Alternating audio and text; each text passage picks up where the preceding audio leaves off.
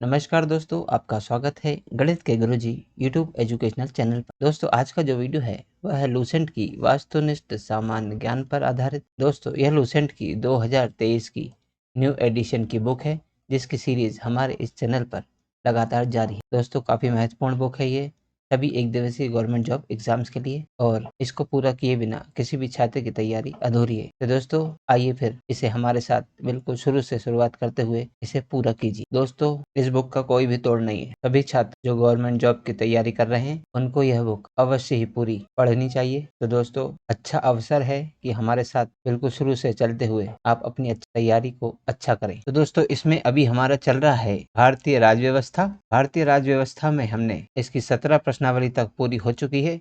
आज जो हम करेंगे वह है भारतीय राज्य व्यवस्था की 18वीं प्रश्नावली, जिसका नाम है लोकसभा। दोस्तों, इससे पहले जो 17 प्रश्नावली थी उन सभी वीडियोस की प्लेलिस्ट हमने अलग से बना के रखी है, तो आप हमारे प्लेलिस्ट सेक्शन में जाकर उसे देख सकते हैं। और इससे पहले जो हमने भारतीय इतिहास को भी पूरा किया और सभी प्रश्नावली की हमने प्लेलिस्ट बना के रखी है। हमारे प्लेलिस्ट सेक्शन में जाएं और वहां से आप इसको एक एक करके सभी वीडियोस देखें, ताकि आपकी तैयारी बहुत अच्छी तरह से हो सके। दोस्तों, बिल्कुल शुरुआत से हमारे इस चैनल पर शुरुआत हुई है और आज हम पहुंचे हैं भारतीय राज्य व्यवस्था की प्रश्नावली नंबर 18 पर। चलिए दोस्तों, फिर शुरू करते हैं। दोस्तों, आज जो हम प्रश्नावली करने वाले हैं वह है भारतीय राज्य व्यवस्था की प्रश्नावली नंबर 18, इसका नाम है लोकसभा। तो चलिए दोस्तों, फिर शुरू करते हैं। तो दोस्तों, पहला प्रश्न है कि निम्नलिखित में से कौन जनता द्वारा प्रत्यक्ष रूप से निर्वाचित सदन है। तो दोस्तों, जनता द्वारा प्रत्यक्ष रूप से निर्वाचित सदन है लोकसभा, जिसके प्रतिनिधि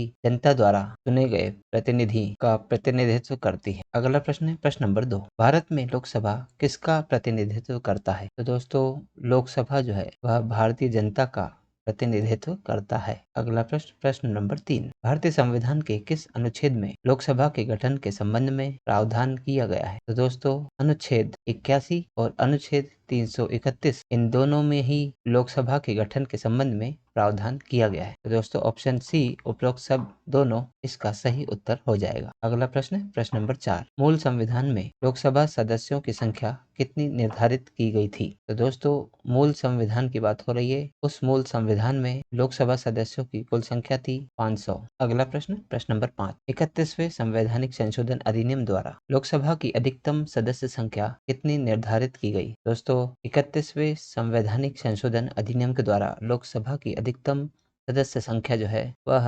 545 निर्धारित की गई। अगला प्रश्न प्रश्न नंबर 6। लोकसभा की अधिकतम सदस्य संख्या कितनी हो सकती है। दोस्तों, लोकसभा में अधिकतम सदस्य संख्या हो सकती है 552। अगला प्रश्न प्रश्न नंबर 7। वर्तमान में लोकसभा के कितने सदस्यों को राज्य की जनता सीधे निर्वाचित करती है। तो दोस्तों, लोकसभा के 530 सदस्यों को राज्य की जनता सीधे निर्वाचित करती है। अगला प्रश्न प्रश्न नंबर 8। वर्तमान में संघ शासित क्षेत्रों की जनता लोकसभा में अपने कितने प्रतिनिधियों को निर्वाचित कर भेजती है। तो दोस्तों, संघ शासित क्षेत्रों से जो प्रतिनिधि जाते हैं निर्वाचित होकर लोकसभा में, वह 19 है। अगला प्रश्न प्रश्न नंबर 9। राष्ट्रपति आंग्ल भारतीय समुदाय के कितने प्रतिनिधियों को लोकसभा में मनोनीत करता है। तो दोस्तों, राष्ट्रपति जो है वह आंग्ल भारतीय, जिसे एंग्लो इंडियन कहते हैं, इन समुदाय के 2 प्रतिनिधियों को लोकसभा में मनोनीत करती है या करते हैं। राष्ट्रपति द्वारा 2 सदस्यों को लोकसभा में भेजा जाता है। अगला प्रश्न प्रश्न नंबर 10। वर्तमान में लोकसभा सदस्यों की प्रभावी संख्या कितनी है। तो दोस्तों, मूल संविधान में लोकसभा सदस्यों की संख्या थी 550, लेकिन वर्तमान में लोकसभा सदस्यों की संख्या है 545। अगला प्रश्न प्रश्न नंबर 11। राष्ट्रपति द्वारा लोकसभा में आंग्ल भारतीय समुदाय के 2 सदस्यों को किस अनुच्छेद के तहत मनोनीत करता है। तो दोस्तों, प्रश्न में कहा गया है कि राष्ट्रपति लोकसभा में 2 सदस्यों को मनोनीत करता है जो कि आंग्ल भारतीय समुदाय से होते हैं। वे किस अनुच्छेद के तहत लोकसभा में मनोनीत किए जाते हैं। तो दोस्तों, वह अनुच्छेद है अनुच्छेद 331, जिसके तहत राष्ट्रपति आंग्ल भारतीय समुदाय यानी एंग्लो इंडियन समुदाय के 2 सदस्यों को लोकसभा में मनोनीत करता है। अगला प्रश्न प्रश्न नंबर 12। लोकसभा में आंग्ल भारतीय समुदाय के 2 सदस्यों को मनोनीत करने की शक्ति किसके पास है। तो दोस्तों, लोकसभा में आंग्ल भारतीय यानी कि एंग्लो इंडियन समुदाय के 2 सदस्यों को मनोनीत करने की शक्ति है भारत के राष्ट्रपति के पास। अगला प्रश्न प्रश्न नंबर 13। लोकसभा में राज्यों को किस आधार पर सीटें आवंटित होती हैं? दोस्तों, लोकसभा में राज्यों के जो प्रतिनिधि होते हैं उनकी सीटें जनसंख्या के आधार पर आवंटित होती हैं। अगला प्रश्न, प्रश्न नंबर 14। वर्तमान लोकसभा में प्रत्येक राज्य के लिए स्थानों का आवंटन किस पर आधारित है? तो दोस्तों, वर्तमान लोकसभा में प्रत्येक राज्य के लिए स्थानों का जो आवंटन है वह 1971 की जनगणना पर आधारित है। उस समय जो जनगणना हुई थी और जिस राज्य में जितने ज्यादा जनसंख्या थी उसी अनुपात में उस राज्य के प्रतिनिधियों को लोकसभा में जगह दी गई। अगला प्रश्न, प्रश्न नंबर 15। लोकसभा के निर्वाचन क्षेत्रों का सीमा निर्धारण पहली बार निम्नलिखित में से किस सन में हुआ था? तो दोस्तों, लोकसभा के निर्वाचन क्षेत्रों का सीमा निर्धारण पहली बार हुआ था 1972 ईस्वी में। अगला प्रश्न, प्रश्न नंबर 16। लोकसभा में राज्यवार सीटों का आवंटन 1971 की जनगणना पर आधारित है। यह निर्धारण किस वर्ष तक यथावत रहेगा? तो दोस्तों, इससे पहले वाले प्रश्न में देखा था हमने कि 1971 की जनगणना पर आधारित थी राज्य की सीटों को जो लोकसभा में प्रतिनिधित्व करते हैं। तो यह जो निर्धारण किया गया है यह 2026 तक लागू रहेगा। अगला प्रश्न है प्रश्न नंबर 17। लोकसभा के सभी निर्वाचन क्षेत्र निम्न में से किस प्रकार के होते हैं? दोस्तों, लोकसभा के सभी निर्वाचन क्षेत्र एकल सदस्यीय निर्वाचन क्षेत्र होते हैं। अगला प्रश्न है प्रश्न नंबर 18। लोकसभा के एक निर्वाचन क्षेत्र कम से कम कितनी जनसंख्या का प्रतिनिधित्व करती है? दोस्तों, लोकसभा के एक निर्वाचन क्षेत्र कम से कम 7.5 लाख जनसंख्या का प्रतिनिधित्व करती है। अगला प्रश्न, प्रश्न नंबर 19। अनुसूचित जाति एवं अनुसूचित जनजातियों के प्रतिनिधियों के लिए लोकसभा में कितने सुरक्षित निर्वाचन क्षेत्रों की व्यवस्था की गई? दोस्तों, अनुसूचित जाति एवं अनुसूचित जनजातियों के प्रतिनिधियों के लिए लोकसभा में 131 निर्वाचन क्षेत्रों की व्यवस्था की गई है। अगला प्रश्न, प्रश्न नंबर 20। भारत में स्वतंत्रता के बाद प्रथम आम चुनाव कब संपन्न कराए गए? दोस्तों, स्वतंत्रता के बाद प्रथम आम चुनाव हुए थे 1952 में। अगला प्रश्न, प्रश्न नंबर 21। क्षेत्रफल की दृष्टि से देश का सबसे छोटा लोकसभा निर्वाचन क्षेत्र कौन सा है? तो दोस्तों, क्षेत्रफल की दृष्टि से देश का सबसे छोटा निर्वाचन क्षेत्र है वह है चांदनी चौक। अगला प्रश्न, प्रश्न नंबर 22। भारत में क्षेत्रफल की दृष्टि से सबसे बड़ा संसदीय निर्वाचन क्षेत्र कौन सा है? तो क्षेत्रफल की दृष्टि से सबसे बड़ा संसदीय निर्वाचन क्षेत्र है लद्दाख। अगला प्रश्न, प्रश्न नंबर 23। कौन सा संवैधानिक संशोधन राज्यों से चुने जाने वाले लोकसभा के सदस्य की संख्या बढ़ाने से संबंधित है? दोस्तों, संविधान का संशोधन 7वां तथा 21वां राज्यों से चुने जाने वाले लोकसभा के सदस्यों की संख्या बढ़ाने से संबंधित संशोधन है। अगला प्रश्न, प्रश्न नंबर 24। लोकसभा में केंद्र शासित प्रदेशों के प्रतिनिधि किसके द्वारा चुने जाते हैं? लोकसभा में केंद्र शासित प्रदेशों के प्रतिनिधि प्रत्यक्ष निर्वाचन द्वारा चुने जाते हैं। अगला प्रश्न, प्रश्न नंबर 25। राष्ट्रपति लोकसभा के 2 सदस्यों को निम्न का प्रतिनिधित्व देने के लिए नामित कर सकता है। तो दोस्तों, इस क्वेश्चन में पूछा गया है कि राष्ट्रपति लोकसभा के किन 2 सदस्यों को लोकसभा में प्रतिनिधि बना सकता है? तो दोस्तों, वह है एंग्लो इंडियन, जिनके 2 सदस्यों को राष्ट्रपति लोकसभा के लिए नामित कर सकता है। अगला प्रश्न, प्रश्न नंबर 26। लोकसभा में निम्नलिखित में से किसके लिए स्थान आरक्षित है? तो दोस्तों, लोकसभा में अनुसूचित जाति, अनुसूचित जनजाति और आंग्ल भारतीय वर्ग के सदस्यों के लिए स्थान जो है वो आरक्षित है। इसलिए ऑप्शन डी इनमें से सभी इसका सही उत्तर हो जाएगा। अगला प्रश्न, प्रश्न नंबर 27। लोकसभा का चुनाव लड़ने के लिए इच्छुक व्यक्ति की न्यूनतम आयु कितनी होनी चाहिए? तो दोस्तों, लोकसभा का चुनाव लड़ने के लिए इच्छुक व्यक्ति की न्यूनतम आयु होनी चाहिए 25 वर्ष। अगला प्रश्न है प्रश्न नंबर 28। कौन सा राज्य सबसे अधिक प्रतिनिधि लोकसभा में भेजता है? तो दोस्तों, सबसे अधिक प्रतिनिधि लोकसभा में उत्तर प्रदेश भेजता है, क्योंकि उत्तर प्रदेश की जनसंख्या सभी राज्यों में सबसे अधिक है। अगला प्रश्न है प्रश्न नंबर 29। निम्नलिखित युग्मों में से कौन सा युग्म सही नहीं है? तो दोस्तों, हमें बताना है कि ये युग्म दिए गए हैं 4, इनमें से कौन सा सही नहीं है। तो दोस्तों, एक तरफ राज्यों के नाम दिए, दूसरी तरफ उनमें लोकसभा में कितना स्थान उन राज्यों के प्रतिनिधियों को दिया जाता है उसकी सूची दी गई है। तो पहला है आंध्र प्रदेश। आंध्र प्रदेश से लोकसभा में 25 सदस्य जाते हैं, ये सही है। पंजाब से 13 सदस्य जाते हैं, ये भी सही है। और पश्चिम बंगाल से 42 सदस्य जाते हैं, ये भी सही है। लेकिन दोस्तों, असम से 13 जाते हैं, ये गलत है। तो जो सही नहीं है वही हमें बताना था। ऑप्शन बी इसमें करेक्ट आंसर हो जाएगा। दोस्तों, असम से 14 सदस्य लोकसभा में प्रतिनिधित्व करते हैं, इसीलिए ऑप्शन बी इसमें करेक्ट हो जाएगा, क्योंकि ये गलत दिया हुआ है। अगला प्रश्न, प्रश्न नंबर 30। किस राज्य का लोकसभा एवं राज्यसभा में प्रतिनिधित्व सबसे अधिक है? तो दोस्तों, वह राज्य है उत्तर प्रदेश, जिसका लोकसभा तथा राज्यसभा में प्रतिनिधित्व सबसे अधिक है। दोस्तों, लोकसभा में उत्तर प्रदेश के 80 प्रतिनिधि लोकसभा में प्रतिनिधित्व करते हैं और राज्यसभा में उत्तर प्रदेश के 31 प्रतिनिधि अपने राज्य का प्रतिनिधित्व करते हैं। तो दोस्तों, 80 लोकसभा के लिए और 31 जो है वह राज्यसभा के लिए। तो उत्तर प्रदेश इनमें से सबसे अधिक प्रतिनिधि भेजने वाला राज्य है। अगला प्रश्न है प्रश्न नंबर 31। झारखंड क्षेत्र से लोकसभा के सदस्यों की कुल संख्या कितनी है? तो दोस्तों, झारखंड जो है वह 14 सदस्यों को लोकसभा के लिए भेजता है। ऑप्शन ए इसमें करेक्ट होगा। अगला प्रश्न प्रश्न नंबर 32। निम्नलिखित में से राज्यों के किस युग्म को लोकसभा में समान सीटें प्राप्त हैं? तो दोस्तों, हमें बताना है कि ये 4 युग्म दिए गए हैं राज्यों के। इनमें बताना है कि ऐसा कौन सा युग्म है राज्यों का जिसमें लोकसभा में समान सीटें प्राप्त। तो दोस्तों, वह है आंध्र प्रदेश तथा राजस्थान, जहां से 25-25 सदस्य जो हैं वह लोकसभा में प्रतिनिधित्व करते हैं। अगला प्रश्न है प्रश्न नंबर 33। उत्तर प्रदेश के अतिरिक्त लोकसभा में किन 2 राज्यों का प्रतिनिधित्व सबसे अधिक है? तो दोस्तों, इस प्रश्न में बताना है कि उत्तर प्रदेश तो हमें पता है कि उत्तर प्रदेश तो सबसे ज्यादा लोकसभा में अपने सदस्य भेजता है, लेकिन उत्तर प्रदेश के अतिरिक्त ऐसा कौन सा युग्म है जिसमें लोकसभा के लिए भेजे जाने वाले प्रतिनिधि की संख्या सबसे अधिक है?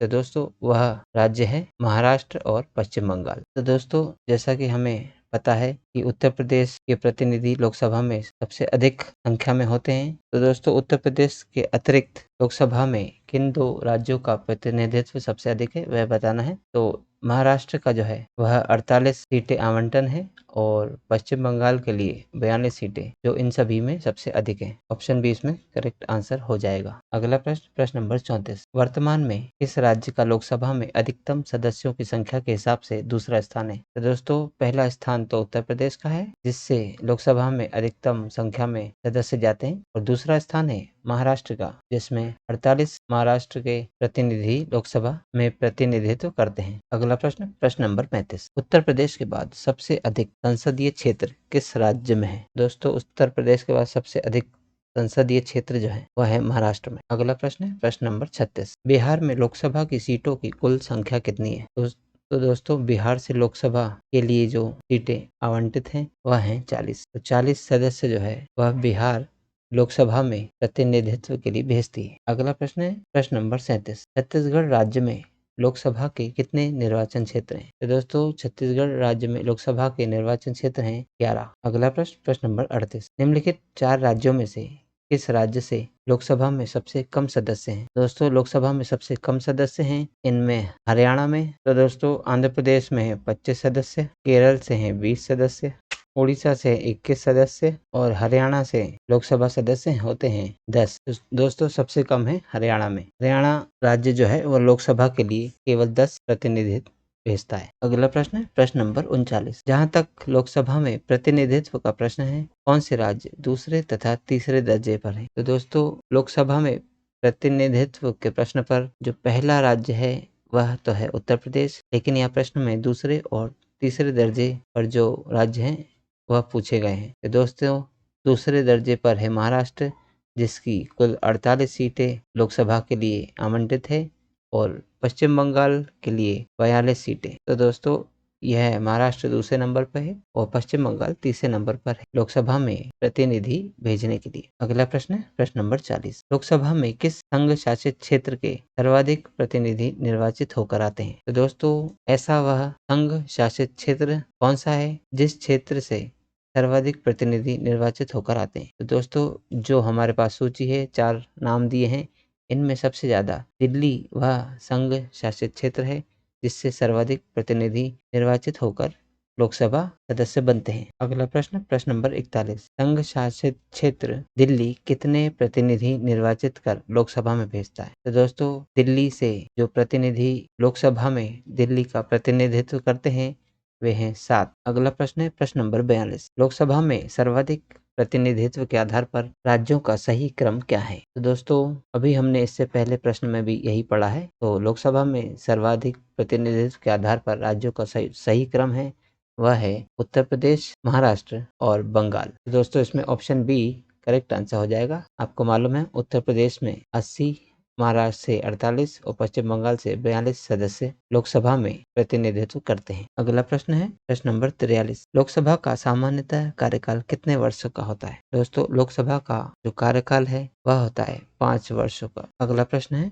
प्रश्न नंबर 44। आपातकाल के दौरान संसद लोकसभा का कार्यकाल एक बार में कितने समय के लिए बढ़ा सकती है? तो दोस्तों आपातकाल के दौरान संसद लोकसभा का कार्यकाल एक बार में 1 वर्ष के लिए बढ़ा सकती है। अगला प्रश्न प्रश्न नंबर 45। किसी भी दशा में आपातकाल की उद्घोषणा प्रवृत्त न रहने के बाद उपर्युक्त अवधि कितने समय से आगे बढ़ाई नहीं जा सकती? तो दोस्तों यह स्थिति बता रहे हैं कि जब आपातकाल की उद्घोषणा प्रवृत्त न रहे उसके बाद कम से कम 6 माह की अवधि से आगे नहीं बढ़ाई जा सकती लोकसभा के कार्यकाल को। ऑप्शन डी इसमें करेक्ट आंसर होगा। अगला प्रश्न है प्रश्न नंबर 46। लोकसभा में कोरम यानी कि गण पूर्ति पूरा करने के लिए कम से कम कितने सदस्यों की जरूरत होती है? तो दोस्तों लोकसभा में कोरम गणपूर्ति पूरा करने के लिए कम से कम कुल सदस्यों का 1/10 भाग यानी कि 10% सदस्य होना जरूरी है। ऑप्शन डी इसमें करेक्ट होगा। अगला प्रश्न प्रश्न नंबर 47। लोकसभा का कार्यकाल 5 वर्ष से अधिक किस अवस्था में बढ़ाया जा सकता है? दोस्तों लोकसभा का कार्यकाल होता है 5 वर्षों का, लेकिन इससे अधिक यदि बढ़ाया गया हो तो वह स्थिति होती है जब राष्ट्रीय आपातकाल लागू हो उस अवस्था में लोकसभा का कार्यकाल बढ़ाया जा सकता है। अगला प्रश्न है प्रश्न नंबर 48। लोकसभा के किसी सदस्य की सदस्यता कितने दिनों तक लगातार अनुपस्थित रहने पर समाप्त हो जाती है? तो दोस्तों लोकसभा के किसी भी सदस्य की सदस्यता तब समाप्त हो जाती है जब वह 2 माह तक अनुपस्थित रहे। अगला प्रश्न प्रश्न नंबर 49। संसद सदस्यों को प्रतिमाह वेतन के रूप में कितना रुपया प्राप्त होता है? तो दोस्तों संसद के सदस्यों को प्रतिमाह जो वेतन मिलता है वह मिलता है 1 लाख रुपया। अगला प्रश्न प्रश्न नंबर 50। लोकसभा सदस्य अपना त्याग पत्र किसको देता है? लोकसभा सदस्य अपना त्याग पत्र देता है लोकसभा अध्यक्ष को। अगला प्रश्न है प्रश्न नंबर 51। किस वर्ष से भूतपूर्व संसद सदस्यों के लिए पेंशन की व्यवस्था लागू की गई? तो दोस्तों भूतपूर्व सदस्य जो संसद के होते थे उनको पेंशन की व्यवस्था लागू की गई थी सन 1976 ईस्वी से। अगला प्रश्न प्रश्न नंबर 52। लोकसभा के बैठक की अंतिम तिथि तथा दूसरी बैठक की प्रथम तिथि के बीच कितने समय से अधिक समय का अंतराल नहीं होना चाहिए? दोस्तों लोकसभा के बैठक की अंतिम तिथि तथा दूसरी बैठक की प्रथम तिथि के बीच में 6 माह से अधिक का अंतराल नहीं होना चाहिए। अगला प्रश्न प्रश्न नंबर 53। एक वर्ष में लोकसभा के सामान्यतः कितने सत्र आयोजित किए जाते हैं? तो दोस्तों एक वर्ष में लोकसभा के सामान्यतः 3 सत्र आयोजित किए जाते हैं। अगला प्रश्न है प्रश्न नंबर 54। राष्ट्रपति लोकसभा को कार्यकाल पूरा करने के पूर्व भंग कर सकता है? दोस्तों किस स्थिति में भंग कर सकता है हमें ये बताना है। तो राष्ट्रपति लोकसभा को कार्यकाल पूर्व होने से पहले भी भंग कर सकता है प्रधानमंत्री की सलाह पर। अगला प्रश्न प्रश्न नंबर 55। लोकसभा को उसके कार्यकाल की समाप्ति के पूर्व भी भंग किया जा सकता है, किसके द्वारा और कैसे? हमें ये बताना है। तो दोस्तों लोकसभा को उसके कार्यकाल की समाप्ति के पूर्व भी भंग किया जा सकता है राष्ट्रपति द्वारा मंत्रिपरिषद की सलाह पर। अगला प्रश्न प्रश्न नंबर 56। लोकसभा सदस्य बनने के लिए कौन सी इनमें योग्यता नहीं है? तो दोस्तों लोकसभा सदस्य बनने के लिए जो योग्यता नहीं है वह हमें बताना है। तो दोस्तों पहले देखते हैं योग्यता किसमें होती है। तो पहला है भारत का नागरिक हो, तो इसमें योग्यता होती है। पागल या दिवालिया ना हो तो वह लोकसभा सदस्य बनने की उसमें योग्यता होती है। और सरकारी लाभ के पद पर ना हो तो उसे लोकसभा सदस्य बनने की योग्यता होती है। लेकिन उम्र 30 वर्ष से कम ना हो, ये बी ऑप्शन सही हो जाएगा, क्योंकि दोस्तों लोकसभा सदस्य बनने के लिए 30 वर्ष से कम भी चलता है, यानी कि 25 वर्ष होना चाहिए कम से कम। तो इस अनुसार ऑप्शन बी सही उत्तर होगा। अगला प्रश्न है प्रश्न नंबर 57। 10वीं अनुसूची के तहत लोकसभा के किसी सदस्य की अयोग्यता से संबंधित मुद्दे पर निर्णय कौन देता है? तो दोस्तों लोकसभा के किसी सदस्य की अयोग्यता के मुद्दे पर जो निर्णय देता है वह है लोकसभा अध्यक्ष, और ये निर्णय लेने का प्रावधान जो है वह हमारी 10वीं अनुसूची में दिया गया है। अगला प्रश्न है प्रश्न नंबर 58। निम्नलिखित में से किसे लोकसभा का अभिरक्षक कहा जाता है? दोस्तों लोकसभा का अभिरक्षक जो है वह है लोकसभा अध्यक्ष। अगला प्रश्न प्रश्न नंबर 59। लोकसभा के अध्यक्ष को कौन चुनता है? दोस्तों लोकसभा के अध्यक्ष को लोकसभा के सदस्य ही चुनते हैं। अगला प्रश्न प्रश्न नंबर 60। अस्थायी लोकसभा अध्यक्ष जिसे प्रोटेम स्पीकर भी कहते हैं, इसकी नियुक्ति कौन करता है? तो दोस्तों अस्थायी लोकसभा अध्यक्ष यानी प्रोटेम स्पीकर को राष्ट्रपति नियुक्त करता है। अगला प्रश्न, प्रश्न नंबर 61, लोकसभा की बैठक किस प्रकार समाप्त की जाती है? तो दोस्तों लोकसभा की बैठक विघटन के द्वारा, सत्रावसान के द्वारा और स्थगन द्वारा, इनमें से सभी के द्वारा लोकसभा की बैठक समाप्त की जाती है। ऑप्शन डी इसमें करेक्ट आंसर हो जाएगा। अगला प्रश्न है प्रश्न नंबर 62, लोकसभा का विघटन कौन कर सकता है? दोस्तों लोकसभा का विघटन राष्ट्रपति कर सकता है। अगला प्रश्न, प्रश्न नंबर 63, सामान्यतः 5 वर्ष की समाप्ति के पहले लोकसभा को निम्नलिखित में से किसके द्वारा विघटित किया जा सकता है? तो दोस्तों लोकसभा का कार्यकाल 5 वर्ष का होता है, लेकिन 5 वर्ष से पहले इसकी समाप्ति यानी इसको विघटित किया जा सकता है राष्ट्रपति के द्वारा, लेकिन प्रधानमंत्री की संस्तुति से राष्ट्रपति इसको विघटित करता है। अगला प्रश्न है प्रश्न नंबर 64, लोकसभा की सामान्य अवधि बढ़ाई जा सकती है, किस तरह से बढ़ाई जा सकती है हमें ये बताना है। तो दोस्तों लोकसभा की जो सामान्य अवधि है 5 वर्ष, उससे भी बढ़ाया जा सकता है। कैसे? संसद द्वारा पारित अधिनियम से। अगला प्रश्न, प्रश्न नंबर 65, राज्यसभा और लोकसभा की समान शक्तियां किस क्षेत्र में है? दोस्तों राज्यसभा और लोकसभा की समान शक्तियां हैं संविधान संशोधन करने के विषय में। अगला प्रश्न, प्रश्न नंबर 66, लोकसभा का नेता कौन होता है? दोस्तों लोकसभा का नेता होता है प्रधानमंत्री। अगला प्रश्न, प्रश्न नंबर 67, लोकसभा या विधानसभा के निर्वाचन में एक उम्मीदवार अपनी जमानत की राशि को खो देगा अगर उसे कुल वैध मतों का कितना प्राप्त हो, हमें बताना है। तो दोस्तों लोकसभा या विधानसभा के निर्वाचन में एक उम्मीदवार अपनी जमानत राशि को खो देता है यदि उसे कुल वैध मतों का 1/6 से कम मत प्राप्त हो। तो दोस्तों परसेंट में बात की जाए तो 16 सही 2/3% जो है उससे अगर मत कम प्राप्त होते हैं तो लोकसभा या विधानसभा के निर्वाचन में जो उम्मीदवार होता है वह अपनी जमानत को खो देता है। अगला प्रश्न है प्रश्न नंबर 68, कोई वित्तीय बिल प्रस्तावित हो सकता है? दोस्तों वित्तीय बिल कहाँ प्रस्तावित होता है हमें ये बताना है। तो कोई वित्तीय बिल जो है वह केवल लोकसभा में प्रस्तावित हो सकता है, बाकी किसी भी सदन में नहीं हो सकता। अगला प्रश्न है प्रश्न नंबर 69, निम्न श्रेणियों में से किसके विधेयक केवल लोकसभा में ही प्रारंभ किए जा सकते हैं? तो दोस्तों वह विधेयक है वित्त विधेयक जो केवल लोकसभा में ही प्रारंभ किए जा सकते हैं। अगला प्रश्न है प्रश्न नंबर 70, किसी विशेष दिन लोकसभा में अधिकतम कितने तारांकित प्रश्न पूछे जा सकते हैं? तो दोस्तों किसी भी विशेष दिन लोकसभा के अधिकतम 20 तारांकित प्रश्न पूछे जा सकते हैं। अगले प्रश्न है प्रश्न नंबर 71, लोकसभा में मानित सदस्यों की अधिकतम संख्या कितनी होती है? दोस्तों लोकसभा में नामित किए गए सदस्यों की अधिकतम संख्या होती है 2, जो कि एंग्लो इंडियन समुदाय से होते हैं। अगला प्रश्न है प्रश्न नंबर 72, लोकसभा व राज्यसभा की शक्तियां किसमें समान है? तो दोस्तों लोकसभा व राज्यसभा की शक्तियां समान है राष्ट्रपति के निर्वाचन के संबंध में, उपराष्ट्रपति के निर्वाचन के संबंध में भी और राष्ट्रपति के विरुद्ध महाभियोग के संबंध में भी। दोस्तों ऑप्शन डी उपयुक्त सभी इसका सही उत्तर हो जाएगा। अगला प्रश्न है प्रश्न नंबर 73, अविश्वास प्रस्ताव किस सदन में लाया जाता है? दोस्तों अविश्वास प्रस्ताव जो है वह लोकसभा में लाया जाता है। अगला प्रश्न प्रश्न नंबर 74, लोकसभा में अनुसूचित जाति एवं अनुसूचित जनजातियों के लिए सीटों का आरक्षण संविधान के किस अनुच्छेद में उपबंधित है? तो दोस्तों अनुच्छेद 330 में अनुसूचित जाति एवं अनुसूचित जनजातियों के लिए सीटों का आरक्षण उपबंधित है। अगला प्रश्न है प्रश्न नंबर 75, निम्नलिखित में से कौन सा राज्य लोकसभा में अनुसूचित जनजातियों के सर्वाधिक प्रतिनिधि निर्वाचित करता है? तो दोस्तों वह राज्य है मध्य प्रदेश, जिससे अनुसूचित जनजातियों के सर्वाधिक प्रतिनिधि लोकसभा के लिए निर्वाचित होते हैं। अगला प्रश्न है प्रश्न नंबर 76, निम्नांकित राज्यों में से किसमें अनुसूचित जनजातियों के लिए लोकसभा में स्थान आरक्षित नहीं है? तो दोस्तों केरल तथा तमिलनाडु में नहीं है, बिहार तथा उत्तराखंड में भी अनुसूचित जनजातियों की लोकसभा में आरक्षित स्थान नहीं है और न ही पंजाब तथा हरियाणा में। तो दोस्तों ऑप्शन डी उपरोक्त सभी में अनुसूचित जनजातियों के लिए लोकसभा में कोई आरक्षण नहीं है। अगला प्रश्न है प्रश्न नंबर 77, किस राज्य में लोकसभा में अनुसूचित जाति एवं अनुसूचित जनजातियों के लिए आरक्षण नहीं है? तो दोस्तों ये 3 नाम दिए हैं हमें राज्यों के, इनमें बताना है कि इन राज्यों में से लोकसभा में कितनी अनुसूचित जाति और अनुसूचित जनजातियों के सदस्यों के लिए आरक्षण है नहीं है। तो दोस्तों ना ही नागालैंड में आरक्षण है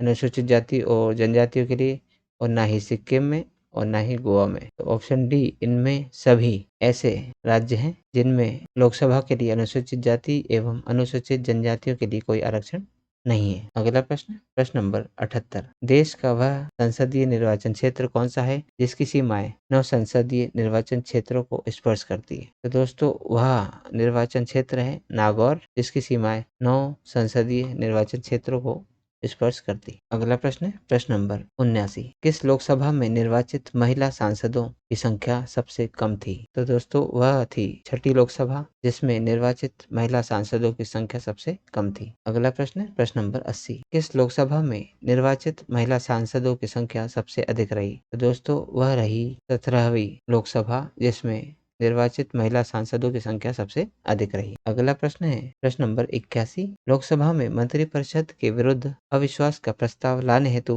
न्यूनतम सदस्य संख्या कितनी होनी चाहिए? तो दोस्तों लोकसभा में मंत्रिपरिषद के विरुद्ध अविश्वास का प्रस्ताव लाने हेतु न्यूनतम सदस्य संख्या होनी चाहिए 50। अगला प्रश्न, प्रश्न नंबर 82, लोकसभा का कोई सदस्य सदन का सदस्य बने रहने से निर्रहित नहीं हो जाता यदि वह सदस्य। तो दोस्तों प्रश्न में पूछा गया है कि कोई लोकसभा का कोई सदस्य है जो सदस्य बने रहना चाहता हो और वह बने रह सकता हो। तो दोस्तों वह परिस्थिति है कि जिस राजनीतिक दल से सदन में निर्वाचित हुआ था वह सदस्य उससे निष्कासित कर दिया गया हो या कर दी गई हो, वह संसद के सदस्य बने रहने के लिए निर्धारित नहीं हो जाता। तो दोस्तों इसका अर्थ है यदि कोई राजनीतिक दल अपने सदस्य को दल से निष्कासित कर देता है तो वह लोकसभा के सदस्य पद से भी निष्कासित हो जाता है। अगला प्रश्न है प्रश्न नंबर 83, प्रथम लोकसभा की पहली बैठक कब हुई थी? दोस्तों प्रथम लोकसभा की पहली बैठक जो है